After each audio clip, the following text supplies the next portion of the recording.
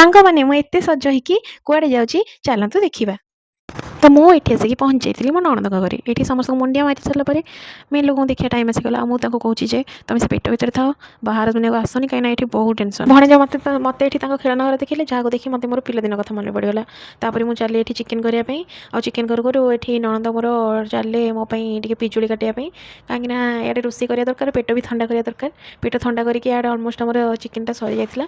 ତାପରେ ଆମମାନେ ସମସ୍ତେ ମିଶିକି ବସି ପଡ଼ିଲୁ ଖାଇଦେଇକି, ପେଟିକି ଖାଇଦେବା କଥା, ତାପରେ ଓଜନ ବଢ଼ିବା କଥା ପଛରେ ଚିନ୍ତା କରିବା କଥା ସାଙ୍ଗମାନେ। ସନ୍ଧ୍ୟାରେ ମୋ ମମି ଆଉ ଭଉଣୀ ଆସିଥିଲେ, ଆଉ ସେମାନଙ୍କୁ ଦେଖିକି ମୁଁ ବହୁତ ଖୁସି ହେଇଯାଇଥିଲି। ଆଉ ଏଠି ଆମମାନଙ୍କର ସମସ୍ତଙ୍କର ଗପସପ୍ ଷ୍ଟାର୍ଟ ହେଇଯାଇଥିଲା। ମିଶିକି ଗପସପ୍ ସରିଲା ପରେ ଆମମାନେ ମିଶିକି ବାହାରିଗଲୁ ଟିକେ ଜଟଣୀ ପ୍ରସିଦ୍ଧ, ଆମ ଓଡ଼ିଶା ପ୍ରସିଦ୍ଧ ଗଣେଶ ପୂଜା ଦେଖିବା ପାଇଁ। ଏଇଠି ଆମମାନେ ମିଶିକି ଆମ ନଣନ୍ଦେଇ ଆମକୁ ନେଇକି କୁଦିଆରୀ ମୀନା ବଜାରରେ ଛାଡ଼ି ଦେଇଥିଲେ। ଆଉ ମେଳାରେ ଝିଅମାନେ ଚୁଡ଼ି ନ କିଣିବା ତ ଏଇଟା ତ କେବେ ହେଇପାରିବନି। ଭଣଜାଙ୍କ ପାଇଁ ଏ ଚଷମାଟା କିଣା ହେଲା, ଆଉ ସେ ପୁରା ହିରୋ ଭଳିଆ ଦେଖାଯାଉଛନ୍ତି। ମୋ ମମି ଏଠି ରେଟ୍ ଛିଡ଼ଉଛି, ସମସ୍ତଙ୍କର କିଣାକିଣି ସରିଯାଇଥିଲା। ଆମମାନେ ଘରକୁ ଫେରିଲୁ। ଆପଣଙ୍କ ସହରରେ କେଉଁ ପୂଜାଟା ଫେମସ୍ ଆପଣମାନେ କମେଣ୍ଟରେ ନିଶ୍ଚୟ ଜଣାଇବେ। ରହିଲି ସାଙ୍ଗମାନେ, ଜୟ ଜଗନ୍ନାଥ।